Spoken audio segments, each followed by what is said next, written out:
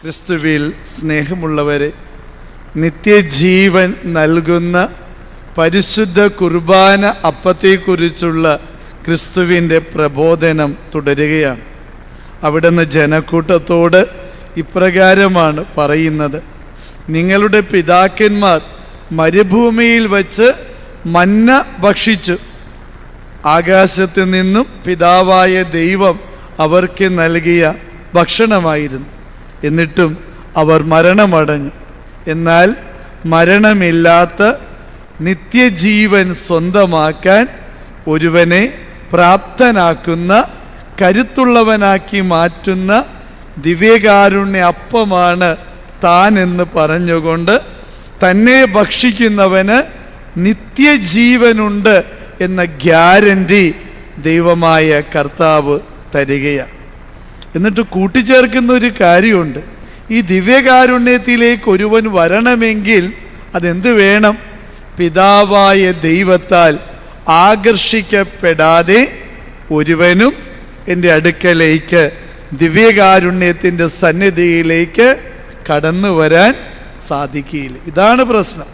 കുറേ പേരൊക്കെ പള്ളിയിൽ വരാതെ, കുർബാനയിൽ സംബന്ധിക്കാതെ, അതല്ലെങ്കിൽ എനിക്കിതിനൊന്നും വലിയ താല്പര്യമില്ല എന്നൊക്കെ പറഞ്ഞ് മാറി നിൽക്കുമ്പോൾ, അകന്നു പോകുമ്പോൾ അതിനൊരൊറ്റ കാരണമേ ഉള്ളൂ. വചനം അടിവരയിട്ട് പറയുന്നുണ്ട്: പിതാവിനാൽ ആകർഷിക്കപ്പെട്ടിട്ടില്ല.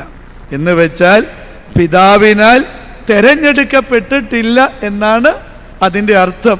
അതുകൊണ്ട് ഇന്നത്തെ ബലിയുടെ ആമുഖമായിട്ട് നാം പാടിയില്ലേ, തന്നാലും പരിശുദ്ധാത്മാവിന് എന്ന് പറഞ്ഞുകൊണ്ട് നമ്മൾ പ്രാർത്ഥിക്കേണ്ടത് അതിനു വേണ്ടിയാണ്. പിതാവായ ദൈവം പരിശുദ്ധാത്മാവിനാൽ നമ്മെ ഓരോരുത്തരെയും പുത്രനായ ക്രിസ്തുവിലേക്ക് ആകർഷിക്കപ്പെടാൻ വേണ്ടി നാം പ്രത്യേകം പ്രാർത്ഥിക്കണം. പിതാവായ ദൈവത്തിൻ്റെ ഈ തെരഞ്ഞെടുപ്പിലൂടെ മാത്രമേ നമുക്ക് പരിശുദ്ധ കുർബാന അപ്പം നിത്യജീവൻ്റെ അപ്പമായിട്ട് മാറും. അതല്ലെങ്കിൽ അത് വെറും ഒരു ഓസ്തി മാത്രമായിട്ട് മാറും. ആകയാൽ എൻ്റെ പ്രിയപ്പെട്ടവരെ, ദിവ്യകാരുണ്യം സ്വീകരിക്കാനുള്ള കൊതിയോടുകൂടെ കടന്നു വന്നിരിക്കുന്ന നിങ്ങൾ ഓരോരുത്തരും പിതാവായ ദൈവത്താൽ ആകർഷിക്കപ്പെട്ടവരാണ് എന്ന് തിരിച്ചറിയുക. ഈ പിതാവിനാൽ ആകർഷിക്കപ്പെട്ട നമ്മുടെ ജീവിതത്തിൻ്റെ നിയോഗമെന്താ? ഈ ദിവ്യകാരുണ്യം നിത്യജീവൻ്റെ അപ്പമാണെന്നും മരണമില്ലാത്തവരുടെ ലോകത്തിൻ്റെ സ്വന്തമാക്കി നമ്മെ മാറ്റുന്ന ആത്മാവിൻ്റെ ഭോജനമാണെന്നും തിരിച്ചറിയുകയും തിരിച്ചറിഞ്ഞ ഈ വിശ്വാസം, സത്യം, അത് കൂടെയുള്ളവരെ അറിയിക്കുകയും അവരെ കൂടെ അനുഗ്രഹത്തിൻ്റെ ദിവ്യകാരുണ്യ സന്നിധിയിലേക്ക് കൂട്ടിക്കൊണ്ടുവരികയും ചെയ്യുക എന്നുള്ളത് തന്നെയാണ്. ആകയാൽ അനുഗ്രഹത്തിൻ്റെ ഈ ബലിയിൽ നമുക്ക് പ്രാർത്ഥിക്കാം.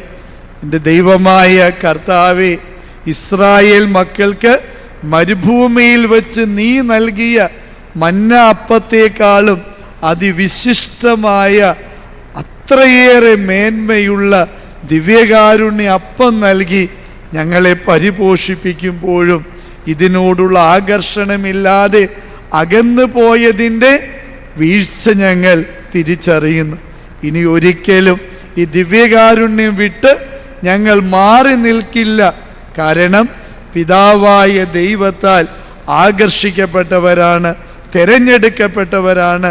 ജ്ഞാനസ്നാനം എന്ന കൂദാശയിലൂടെ ക്രൈസ്തവ ജനത അത് തിരഞ്ഞെടുക്കപ്പെട്ട മക്കളാണ് എന്ന അവബോധത്തോടുകൂടെ അനുഗ്രഹത്തിൻ്റെ അൽത്താരയിലേക്കും ദിവ്യകാരുണ്യ തിരുസന്നിധിയിലേക്കും എന്നും കൊതിയോടുകൂടെ കടന്നു വരാനുള്ള കൃപ ഞങ്ങൾക്കും തരണമേ എന്ന പ്രാർത്ഥനയോടെ അനുഗ്രഹത്തിൻ്റെ ഈ ബലി നമുക്കൊരുമിച്ച് അർപ്പിക്കാം.